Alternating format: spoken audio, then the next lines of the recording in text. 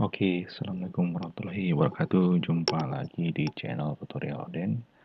Kali ini saya mencoba untuk memberikan tutorial bagaimana caranya kita membuat navigation pen.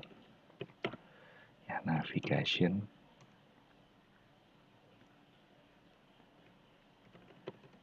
Nah, ini sebenarnya apa sih navigation pen ini? Navigation pen ini sebenarnya adalah petunjuk ya. Petunjuk bagi kalian para pemakai Microsoft Word ya, untuk memudahkan kalian dalam mencari sebuah subjudul atau judul atau petunjuk subbab atau bab yang ada di dokumen yang akan kalian buat. Lalu kemudian bagaimana caranya untuk membuat navigation pen ini? Caranya sebenarnya agak cukup mudah ya, simple, sangat simpel sekali ya. Ini tinggal bagaimana kalian untuk membuat navigasi ini menjadi lebih menarik ya sebenarnya. Untuk itu caranya kita mulai ya. Untuk cara pertamanya, ya untuk cara pertama ini kita langsung aja menuju ke Microsoft Word-nya. Nah ini tampilan kosong ya. Biasanya kan kalau untuk navigasi pen itu, kita membuat sebuah judul dulu ya dan subjudul. Misalnya contohnya kita membuat menu, misalnya bab ya, bab 1, misalkan pendahuluan gitu kan. Pendahuluan. Nah, kita mulai dari navigasi pertama ya, navigasi bab 1 dulu. Nah, untuk pertama itu coba kita buat. Nah, angka pertama kita harus aktifkan dulu navigation pen-nya dulu nih. Nah, ini ya. Ini sebenarnya sih kalau cara pintasnya itu sama seperti kita Ctrl F. Nah, gitu ya, Ctrl F. Nah, di sini. Tapi kita main ke heading. Nah, di heading ini fungsinya kita untuk mengaktifkan untuk mencari sebuah petunjuk untuk memudahkan lebih cepat saja gitu. Kalau sudah kita aktifkan, nah ini kita blok. Nah, cukup yang ini biasanya kan ini di tengah ya. Di tengah. Kemudian biasanya Times New Roman standarnya ini kita ambil 14 ya. Nah, untuk navigation pen ini kita coba buat ya. Ya, ini tinggal klik heading. Nah, ini sudah ada headingnya, navigation pen-nya. Kemudian biasanya setelah pendahuluan itu biasa ada latar belakang ya, 1.1 untuk latar belakang.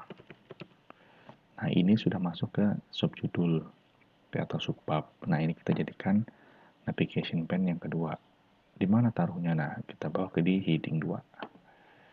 Nah, ini masuk ke subbab atau submenu ya. Nih tuh. Nah, sekarang biasanya ada lagi ya. Contoh misalkan tujuan ya. Nah, tujuan ini jangan lupa kita masukkan kembali di heading 2 ya. Lalu bagaimana kalau kita mau ada bab kedua? Nah, ada bab kedua. Nah, tinggal kalian bikin saja bab 2 ya.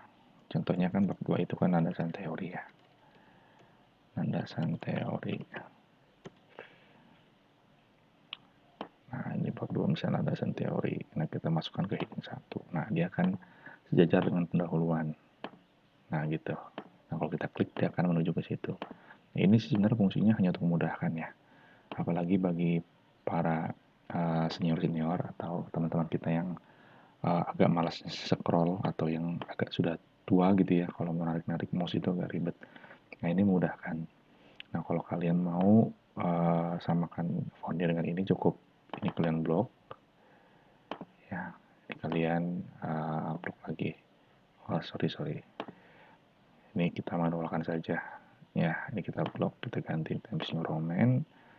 Fontnya kita ganti hitam. Nah, gini. Nah, dengan begini kita sudah bisa membuat navigation pane. Untuk urutannya ini sebenarnya harus secara urut ya, jadi nggak boleh kalian jika ada judul, misalkan judul sudah tersedia, terus kalian tiba-tiba katakan ini harus urut, jadi dibuat dari paling pertama, kedua, ketiga, keempat, gitu ya. Nah, tapi kalau ingin kalian isi materinya itu tinggal kalian insert aja, contohnya misalkan kayak ini latar belakang kita mau isi ya, kita ambil contoh di lorem ipsum aja ya. Ini bahasa defaultnya dari sebuah nah ini ya, kita ambil saja lorem ipsum ya, sebentar di bawah lorem ipsumnya nih, seperti ini bahasa lorem ipsum. Kita ambil, kita kopas saja. Nah ini isinya contohnya ya. Nah seperti itu ya, jadi kita masih klik. Nah seperti ini masih tidak berubah ya. Jadi silahkan kalian buat dulu, nama-namanya harus berurut, nanti yang kedua itu bisa kalian isikan kontennya atau materinya. Oke teman-teman, saya kira itu bagaimana cara untuk membuat sebuah navigation pane. Tujuannya adalah untuk mempermudah saja ya, agar kalian tidak terlalu jauh, apalagi kalau misalkan halamannya itu bisa sampai ratusan ya, misalnya 300 halaman, itu untuk mencari agak sulit. Nah, kalau dengan ini kan enak ya, ini kamu bisa mencari dengan mudah ya, letak nomor-nomornya ini bahkan seperti daftar isi ya. Ini.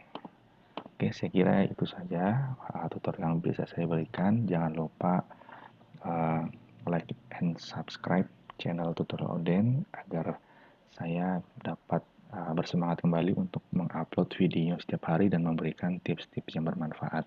Sekian dari saya, kurang lebih mohon maaf. Assalamualaikum warahmatullahi wabarakatuh. Sampai jumpa lagi di video berikutnya.